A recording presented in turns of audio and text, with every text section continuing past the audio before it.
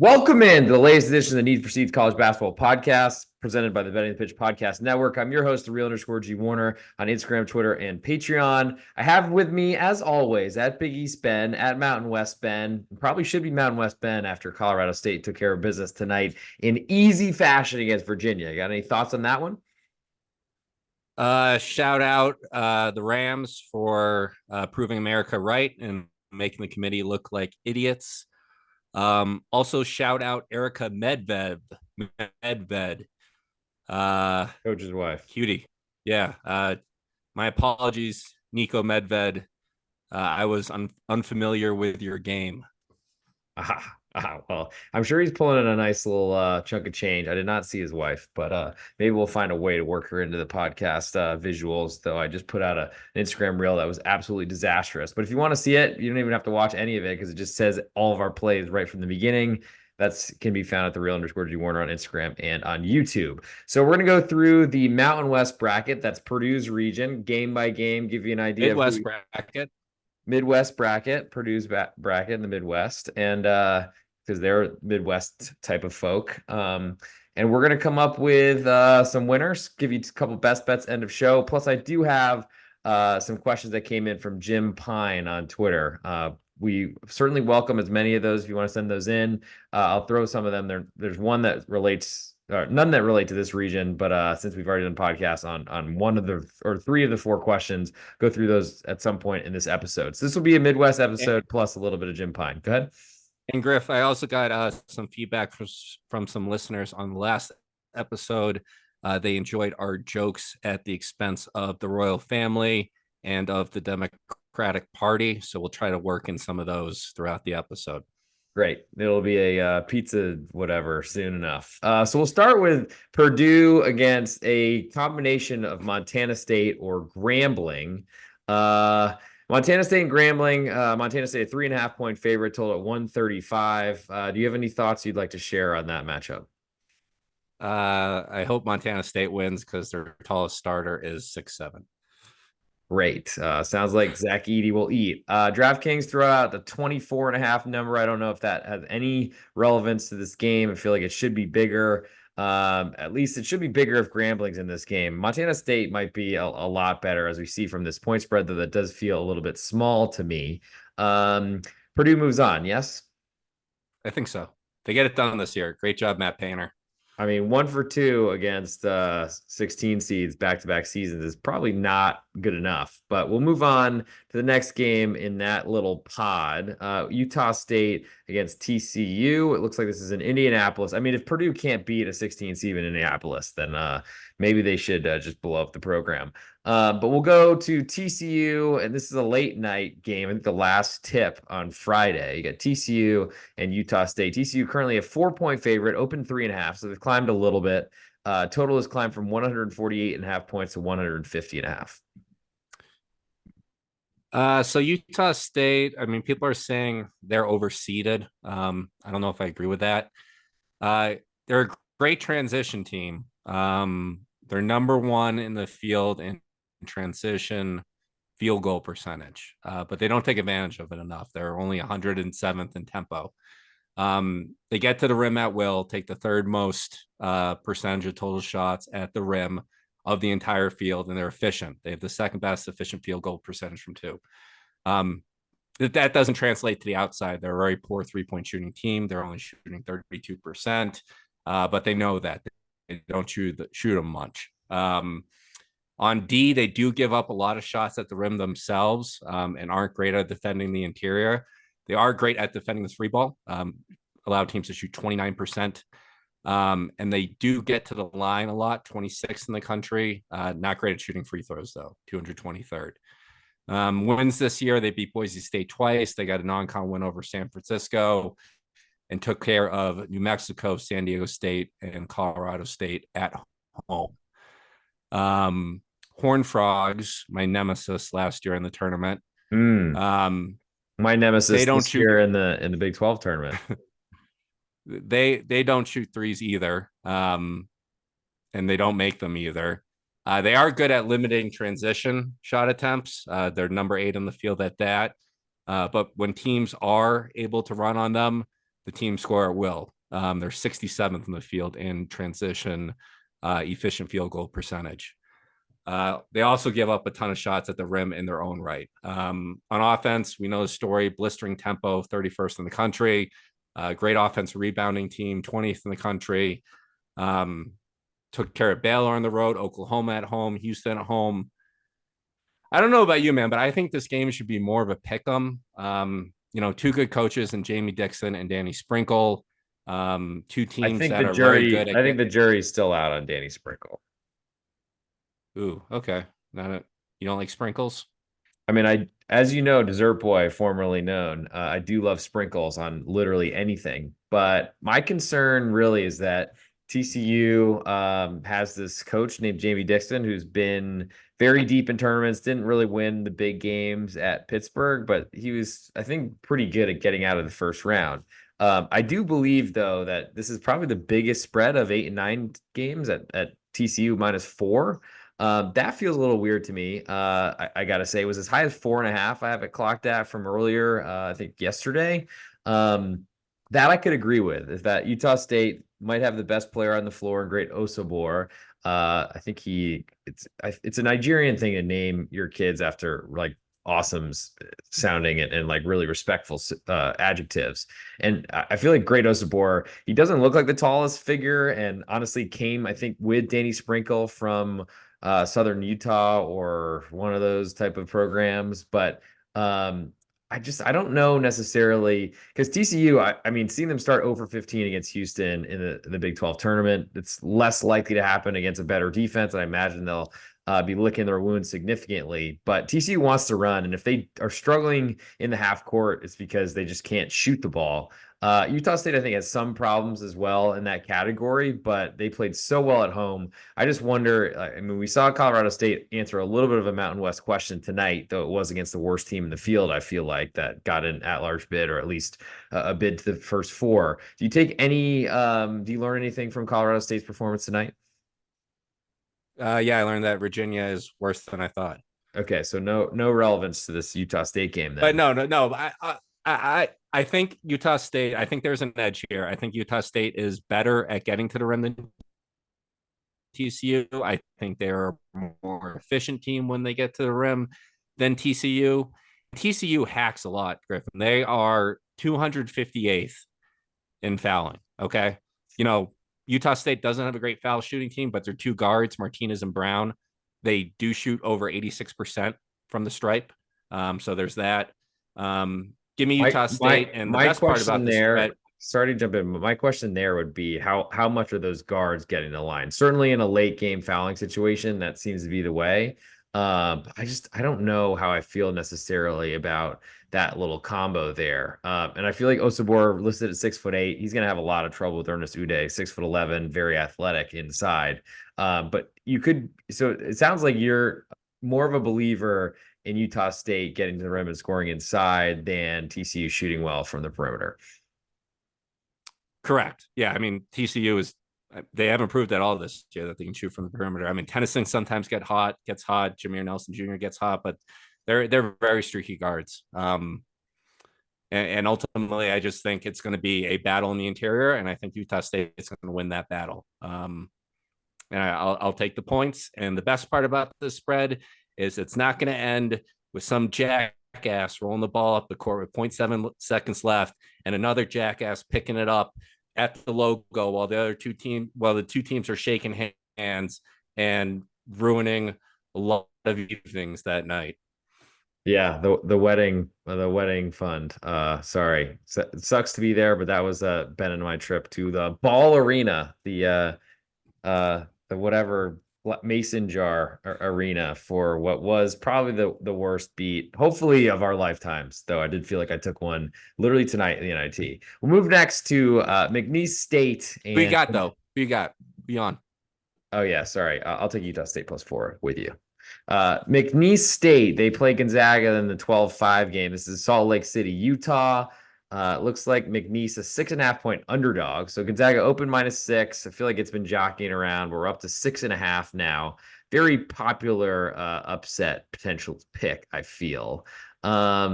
Looks like in terms of where I've been seeing this number, or I guess this is a Thursday game. It is a Thursday game. So anyway, we'll give you a 6.5 points. Gonzaga favorite, total 151, climbed up from 148. So McNeese State is like I don't know, the Murray State darling this year when Murray State went undefeated in the regular season. Similar And colors. Marquette waxed that ass in the first round. Who's their best Ooh, player? What was his name? Cannon that went to the Isaiah Cannon that went to the pro. Isaiah Cannon. Yeah. Yeah. Yep. So McNeese State is that team this year. I mean, metrics are off the chart. Number one team in the field at getting shots to the rim, seventh best 3-point shooting team, fifth overall defense and points per game. They're very good at transition defense. They limit opponent shot at the rim. They do allow a ton of threes, but they play pretty good 3-point defense. And they're good at getting to the line.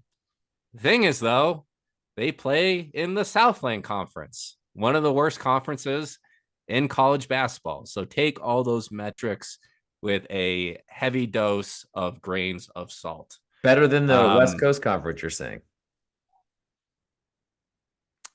Not quite the Southland. Um, Okay. Zags, obviously, this is not the best Gonzaga team we've seen in years, but they are the number 2 team in the field in transition field goal percentage. They play at a good tempo, 41st in the country. They get a ton of shots at the rim with EK, Yep. second best in the field, ninth best in the country. They're not great at getting to the line, but they don't turn the ball over much. And then not only are they good at scoring in the interior, they're also very good at defending the interior. Seventh in the field, allowing teams to shoot 45%. That's 13th in the country. So my question is, McNeese State hasn't gone against a player this year like Graham Ike. I think Gonzaga is absolutely going to eat in the paint in this game. So can McNeese State and their 40% 3-point shooting hit enough triples to make up for that? Yes, they are shooting 40%, but they don't shoot a ton of threes. Their distribution is, out of whack with how well they shoot and what they actually attempt. So I think their defensive style of running teams off the 3-point line, limiting those 3-point shots right into Gonzaga's hands. This is a sexy upset. I think a lot of people are picking that is not going to come to fruition. Give me Gonzaga. Yeah, so I see the Zags. They had them got all the way up to 7-point favorites. Looks like it's been kind of treading water between 6 and 7, most of the time 6.5. I don't feel like that's enough for McNeese, especially I think they're going to struggle with EK because he was pretty much able to score on anyone, either at Wyoming or this year against Gonzaga, against a really tall San Francisco team. I watched and learned very quickly that was never going to change. I think 6.5 is too short here. I think we're seeing really a lot of 12 seeds that they really don't get more than 7. But I will go with Gonzaga as a 6.5 point favorite in this one. Move to the next game in that region in Salt Lake City. This looks like, again, the late one. So I guess we're going late games, even though this is not the West region. Bizarre. We'll go with Samford. Samford with an M. Samford. They were an 8.5 point underdog at the open. It's down to 7. Total was 149.5, climbed to 152.5. But there's this little note that was dropped by Bill Self that Kevin McCullough is not going to play in the NCAA tournament. So I think we saw that line climb from 7 to 8.5, and now it's back down to 7, even though it opened at 8.5 initially. Can you double verify that news? Or am I making that up? I have not seen that. This is huge. And it only moved a point and a half. So I would expect Yeah. it to continue Missed the dropping. NCAA tournament with injury 4 hours ago. So when I looked, it was 8.5 and it hit, well, and I was like, I'm waiting for this information, hoping that I will bet it before it all comes out. But I see a drop from 8.5 down to 8 at 6:12, whatever, probably Pacific time, then down to 7.5 at 6:17, down to 7 at 6:24. So in 12 minutes, we saw 8.5 drop to 7. It looks like on this evening, whatever time that would be. I think I don't really know what time that is. So that might be maybe that is central time. Maybe it's local to me where I'm recording here in Dallas, Texas. But yeah, that was a pretty big drop. Glad that I actually caught that through a friend of mine saying LOL, McCullers out for the tournament. I don't know necessarily that that was the news I was hoping to hear. I was hoping he just like wouldn't be in the lineup or something like that, or wouldn't be warming up. Like, but I guess we got a little bit better injury information for the NCAA tournament than we do on literally any Saturday of college basketball season. How does that? I mean, Samford, I think we're already a pretty popular upset pick. Now, do you think they're more popular than McNeese? Yeah, for sure. I mean, Samford, fifth fastest tempo in the field, 14th in the country. They run, fourth in the field in points per game. The SoCon is not a terrible conference. It's a lot better than the Southland. It's above the WAC and Conference USA in terms of Ken Palm conference rankings. The game is being played in Salt Lake, which makes me a little wary of that tempo. But it's the first game of the tournament. And they play 10 These guys, guys. And they play 10 guys. they're a deep team. Yeah, they live in transition. Get their third highest percentage of shots from the field in transition. And then also they're very efficient in the half court as well. They have a very high efficient field goal percentage at half court as well. Very dynamic offense. Shoot the three ball well, eighth best in the country. They do turn the ball over a lot, but they force a lot of turnovers in their own right. They play a lot of zone, Griffin. I was reading they about 30% of possessions they play zone, which I think will be impactful because if we look at Kansas, they got Dickinson inside. Samford is 349th in the country in height. I think being able to pack it in with that zone is going to be very beneficial for this team. And that was before I knew McCullough was out. I don't think Kansas has the ability to prey on Samford's weaknesses in terms of rebounding. Both these teams are awful at crashing the glass. They could learn a thing or two from Princess Diana's driver. Oh my gosh. Is that a Seinfeld? Do we have to now get a copyright exemption for the podcast? Sheesh. Okay, keep going. Anyway, the one thing Kansas can do is take advantage of their size with Dickinson, but I think Samford counters that with I was taking them at 8.5 before I knew McCullough was out. I'll take them at 7 now that I know McCullough is out, and I'm picking them to win straight up in my bracket. Yep. Well, that makes two of us. Guess who isn't 10 players deep? It's being with a K. It ends with Anzus. Yes, because I feel like they're now down to 6 players that they actually want to use. I don't know necessarily like who to even look at from Samford because they, to me, were pretty ugly for as dominant as they were in the SoCon this year. Achor was pretty good in the so nice they named him twice in that Furman game that I watched, which they really stepped on the necks there. I think this is going to be a potentially ugly game because Samford literally presses every possession, especially off missed free throws. So I think that's going to really make it potentially easy on DeJuan Harris, but also maybe makes it very hard because he doesn't have much around him. El Marco Jackson having to play a big role. That's not a good sign. And really, Johnny Furphy has been about as consistent as a freshman would be. So looks like a Hunter Dickinson ride or die situation. I imagine they will trap that interior as much as they can and say, go ahead, Kansas, make some threes without Kevin Go McCullough. ahead, Nick Timberlake. Yeah, go ahead, Justin Timberlake. See if you can With cry that me great a river. haircut.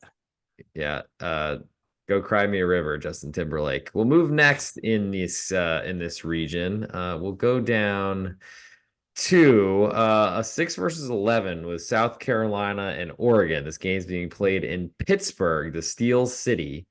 And let's see what we got for a price right now. It looked like it opened pick 'em. We've climbed, I think, as high as Oregon, a 1.5 point underdog. It's settled. South Carolina, a 1 point favor right now as I'm looking at it. All lines courtesy of Bet Online. If you are not a member there yet, go make a first time deposit at Bet Online or their sister site, Sportsbetting.ag. There are links in the podcast description. You can get free 50% for first time deposit at Bet Online or 100% up to $500 at Sportsbetting.ag. So go check that out.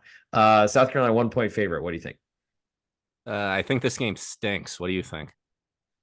I'm very interested in it. Why do you think it stinks? I just think it's two boring teams. South Carolina averaged 72 points a game this season. That's 62nd in the field and 230th in the country. They are 347th in tempo. Um, for such a great defense, they don't force a lot of turnovers. 307th in the country. They're not even that great of a defense. 54th in the country. They were 22-10 against the spread this year, for what it's worth. That's what happens when you're picked to finish it, last in the SEC and you end up making the NCAA right. tournament. We got to figure out who next year's South Carolina and next year's Minnesota is. Mm. Oregon Ducks, shout out Puddles, quack quack. They give up a lot of shots in transition. Teams really like to run on them. They're 36th in the country in defensive average possession length. They're also very bad defensively in the half court. 67th in the field, 294th in the country. 62nd in the field and overall 2-point field goal percentage defense. But listen, I don't think those metrics aren't taking in consideration the unstoppable force of Dante, the center. Dante. Dante, that guy was awesome throughout the Pac-12 tournament. What a unit! I would kill for that guy's body. Um, just a not for his knees though, probably. Yeah, not for his knees, not for his knees. So Oregon's offense totally changes with him. He's an elite rim protector. The team's efficiency inside in terms of 2-point shooting skyrockets with him. South Carolina actually gets their shit stuffed in a lot. They're like 305th the country and getting percentage of shots blocked. So I don't think the computer metrics really take into consideration his presence on the court. So I like Oregon here +1. Probably just bet the money line. Yeah, I'm a believer in taking the points always because you never know if they lose by one on some ridiculous last second three. At least you can walk out of there with a push. It wouldn't help our brackets. I'm going to take Oregon in this one. I think that in Folly Dante, he didn't miss a shot in 2 games against Colorado, and I think he had made 10 field goals or more in both of them. Nice job, Eddie. Yeah, Eddie Lampkin, just a physical specimen who we get to see tomorrow night in the first four. Would not want Eddie Lampkin's body. Let me put that on record. Especially not at altitude. We'll move next to Akron and Creighton, which is actually a game before Oregon, South Carolina. This looks like an early one. Creighton opened a 12.5 point favorite, still there. Total was 140.5. It's moved up to 141. Akron with, I guess, a Matthew Fisher Davis from the Northwestern and Vanderbilt ending with a foul late when the game was tied, put Akron to the line. Guess who picked Kent State in all his bracket pools to win their conference? That was me. Wonder if I'd gotten those 8 points, if that had changed my direction and got me in the money. Thank you so much. But Kent State, dude, their brains turn off at the end of games. Remember the James Madison game earlier in the season? Nope, I don't. Oh, when James Madison was down by 6 with like 15 seconds left and they forced overtime? That doesn't sound like brain dead fouling someone when you're in a tie game. You bet on that game. Great. This is what concussions do to you. You don't remember shit, and you end up wearing these shirts. So we'll move next to Akron Creighton. And Akron, to me, I really like the MAC. The next stopping grounds of Big East Ben, Zoomass Ben. I think they're going to have some troubles because I think the MAC is better than a lot of people think. Problem is they're always like a 14 seed, so it's really hard to get victories when you go in and are facing one of the best teams in the country. Creighton didn't look great against Providence, but maybe PC had their number for some of this season. What do you think about Akron, a 12.5 point underdog that isn't really getting a lot of respect to win this game? Yeah. So Akron has this guy 6'7" Enrique Freeman who actually leads the Double field double machine. leads the field in rebounding. Suck it, Zach Edey. Guy, you have 7 inches on the guy, and you cannot rebound him. They also have Nine one of inches, the actually. great, yeah, one of the great names in basketball. Ali, Prince Ali, fabulous he, Ali Bob. Had a cup of coffee at Butler last year. So Akron is a very bad 3-point shooting team. They're almost dead last in the field, coming 64th, That's great against Creighton 271st. because they don't let you shoot threes. That's true. Yeah, well, that gets my point. But they are great, Griffin. They are great defensively Ah, against the three. Eighth in the field, 13th in the country, limiting teams to shoot 30%. They also do a great job of forcing teams to play late in the shot clock. They're very high in defensive tempo. So, simply put, they force folks to take a lot of poor quality shots, similar to the head of infectious diseases at the CDC. all right. So, I guess that's not a ringtone. That was on purpose. Not great against the spread this year. A couple games under 500. Switching to the Jays. We know the story of the Jays. One of the best teams in the half court in terms of efficient field goal percentage, third in the field. They huck the three ball at will, hitting at a 36% clip. Even though they don't make a ton of twos, they got big cock down low, leading them to be the Yeah, most they efficient do. team from two in the field. Hi-yo. Also, um, Trey Alexander is a very good finisher around the rim. They don't get to the line, but they don't foul either. So here's my thinking here, man. I think the fact that Akron does a great job of defending the three ball and forcing teams to slow down, I think that's going to play an impact and could screw Creighton up for a little bit. Um, so if there's not a lot of three balls made on either side of the court, neither team is going to turn the ball over much and lead to cheap run out layups. Neither team gets to the line much. I'm going to take the under on this one. Under 141. Is that what you have? 141. What it sounds Okay. like to me is a lot of Ryan Kalkbrenner easy buckets when the Akron defense is really forced out on 3-point shooters. And it's like the reverse of, or I guess it's basically how Creighton plays defense. Except I think it will work very well for Creighton's offense against Akron's defense. I don't really like that matchup very much. I'll take Creighton, a 12.5-point favorite, and then vomit when they give up a three to some walk on at the buzzer. We'll move next to a game that just wrapped up. And I don't know, before I see this number, actually, what did I have it before the tournament just so I can really enjoy myself and out myself in public? So I was thinking that Texas would be a 2-point favorite to Virginia and a 3-point favorite to Colorado State.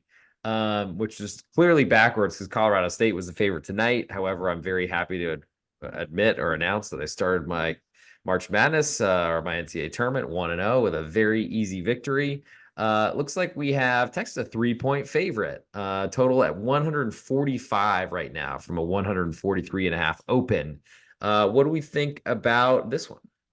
Yeah. So as my friend Mountain West Ben has watched this Colorado State team a lot. These guys are great getting the rim, finishing inside, fifth in the field and sixth in the field in those respective categories. Is Mostly that a set up high. monogamous Mountain West Ben? Monogamous Mountain West Ben? Is that the handle? Oh Or no, that guy's crazy. That guy's out at the club every night. okay, sounds good. Yeah, There we go. yeah, but he knows ball. So yeah, they are great at obviously Stevens is an amazing table setter, getting his guys easy layups inside. They're a terrible offensive rebounding team, one of the worst in the field. But they are very good at limiting teams. We're talking CSU right now. CSU, yeah. Yeah, because They are very good at they limiting don't go teams for in offensive transition. rebounds. They don't believe in this. No, no. They don't shoot the ball well from three, but they don't take a ton of triples. And they actually dominated on neutral courts this year, 5-1 wins over Creighton, Washington, and Nevada, the good teams there. Your Texas Longhorns, very efficient transition team, but they don't really get out and run that much, 110 in tempo. Get a ton of looks at the rim themselves, 7th in the field in that, 13th in the country. Very efficient from in the interior, 53% on 2-point field goals. They're also very good at limiting their opponents' 3-point attempts. This is a tough game to call because I feel like a lot of the strengths and weaknesses of each team cancel out. I'm going to take Texas here because one, I think they're better set up to defend the interior than Colorado State. Two, they have a fellow by the name of Max Amos, who is a March legend and can single-handedly put this game out of reach by himself. And three, I think we are due for the Rick Barnes revenge tour storyline in the second round. What say you?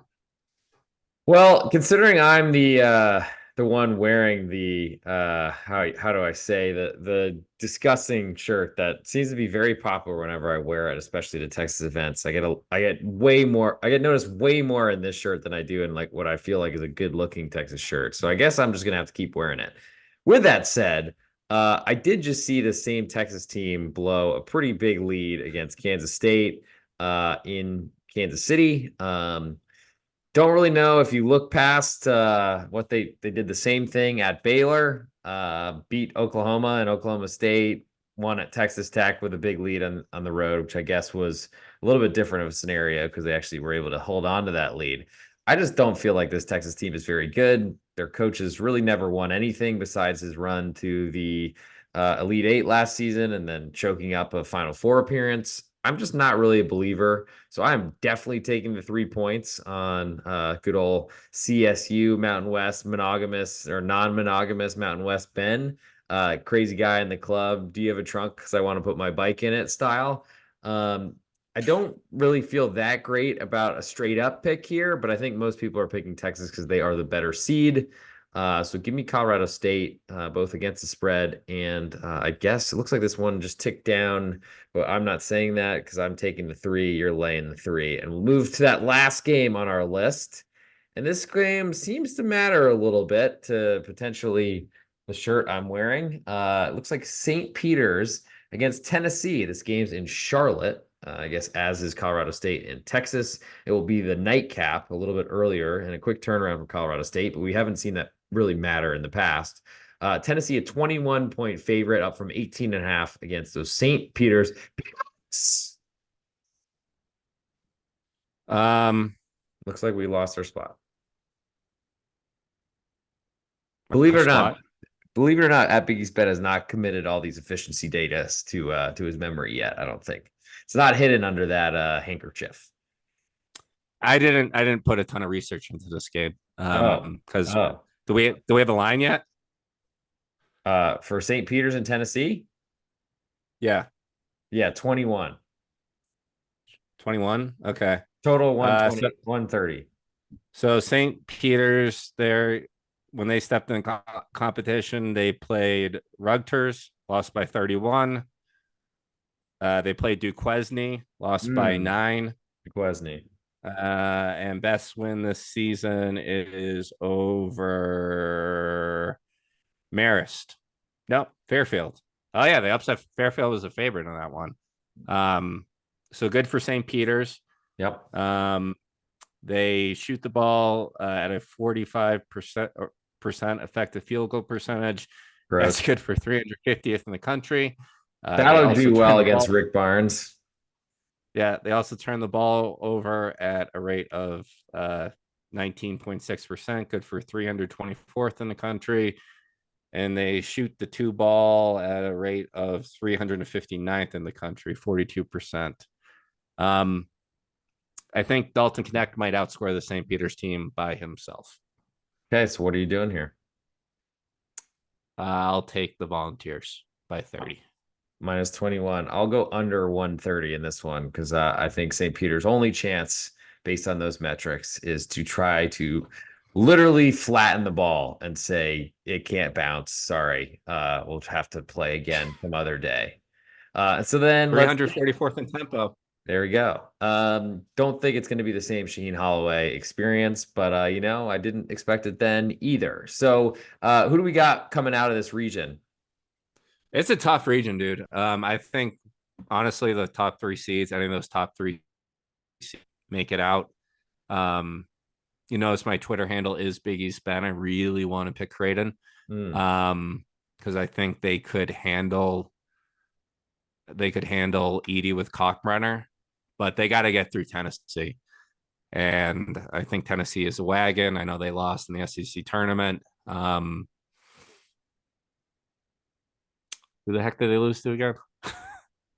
Mississippi State, and they also lost Mississippi, right, the game right, right. I before mean, that. They lost to Kentucky before that at home as yeah, well. yeah, but yeah, I got my future on Tennessee. I think Dalton Connect's the best player in the country. I think the battle with Purdue will be awesome, but I think Tennessee has enough to really disrupt the Boilers makers and their backcourt, and slay the Giants. So I'll go with the Volunteers coming out of the Midwest. I'm going to be boring. I'm going to say Purdue wins, though I do think Gonzaga has a reasonable chance. And I also think Creighton, if they match up with Tennessee, I'll probably go with Creighton in that matchup and probably play that side, as I think they will match up very well. And I think they actually have an easier run to get through a potentially Oregon or South Carolina second round matchup compared to a Texas or a Colorado State. You never know with Ace Smith on one side or Isaiah Stevens, both potential game winners themselves. So before we get into our best bets, thank you, Jim Pine, for coming to some questions. We didn't get to these yet, and I'll save your James Madison question for the last bracket show that Ben and I are doing tomorrow night on Wednesday night. New Mexico guard play good enough to slow down Baylor and force turnovers? Yes. I think so too. Kentucky easy path to the Elite Eight. No, God, no. Very hard path. Uh, Impossible path. and the Come on, Jim. Alabama against Charles. We haven't gotten to Marquette yet, so I guess that's a little bit of also a preview. Bama versus Charleston combined for 300 points. Who's slowing that game down? That's possible. Yeah. Very possible. All right, so give us your best bet, and then we'll get out of here very quickly. I mean the McCullers news is interesting. I want to make it Sanford, but at the end of the day, I'm going to go with Gonzaga. I think this McNeese State team are frauds. Will Wade is a slimy guy who is probably working having his agent work the phones for some of these openings as we speak. Give me the Zags -6.5. Best bet. So you just heard it. This is Betting the Pitch presents the Need for Seats College Basketball Podcast at Big East. Ben just gave you, who did you give us? Gonzaga. Gonzaga. Big favorite. Well, it doesn't matter. My video is not working. For my best bet, I'm going with Sanford +7. And we'll talk to you all tomorrow night on the last of our bracket specific episodes. And we'll see when this kicks me off. Good night.